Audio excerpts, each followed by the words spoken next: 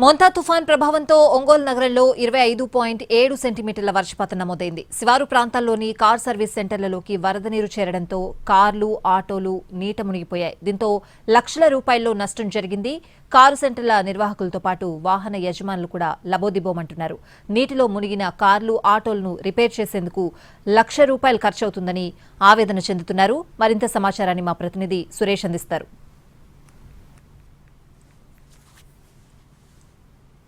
మొంతా తుఫాను ఎఫెక్ట్ ప్రకాశం జిల్లాపై భారీగా పడింది. ఏదైతే నిన్న దాదాపు 25 సెంటీమీటర్లకు పైగా వర్షపాతం నమోదు కావడంతో 24 గంటల్లో కురిసిన ఈ వర్షానికి ఒంగోలు నగరంతో పాటు శివారు కాలనీలు మొత్తం జలమయమైపోయిన పరిస్థితి అయితే ఉంది.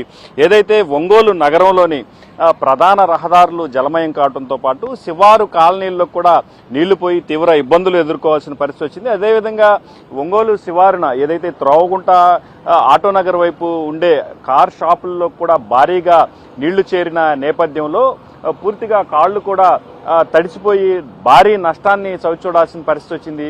ఏదైతే మనం ఇప్పుడు విజువల్లో చూస్తున్నామో నిన్న భారీగా కురిసిన ఈ వర్షాలకు తోడు పైన ఎగువన ఉన్న చెరువు కట్టలు తెగి ఈ ప్రాంతానికి నీరు భారీగా చేరుకున్న నేపథ్యంలో ఈ కారు షాపుల్లో పెట్టిన రిపేర్ల కోసం తీసుకొచ్చిన కార్లు కూడా పూర్తి స్థాయిలో తడిసిపోయి భారీగా నష్టం వాటిల్లే పరిస్థితులు ఏర్పడ్డాయి. ప్రస్తుతం మనం విజువల్లో చూస్తున్నాం. ఏదైతే నిన్న ఇక్కడ పార్క్ చేసి ఉన్న కార్లు ఉన్నాయో పూర్తి స్థాయిలో ఈ మొత్తం నీళ్లకి తడిచిపోయి దాదాపు 3-4 అడుగుల మేర నీళ్లు లోపలికి వెళ్లిన నేపథ్యంలో అటు ఇంజిన్ పార్ట్స్తో పాటు పూర్తి స్థాయిలో తడిచిపోయిన పరిస్థితి అయితే ఉంది. దీంతో ఇవాళ ఉదయాన్నే పూర్తి స్థాయిలో ఇక్కడ నీళ్లు మొత్తం పక్కన కాలువల్లోకి వెళ్లిపోవడంతో నీళ్లు ఆవిరి అయిపోయిన నేపథ్యంలో అటు మెకానిక్లు ఎవరైతే ఉన్నారో ఇప్పటికే ఈ కార్లకు సంబంధించి రిపేర్ వర్క్స్ ను స్టార్ట్ చేశారు.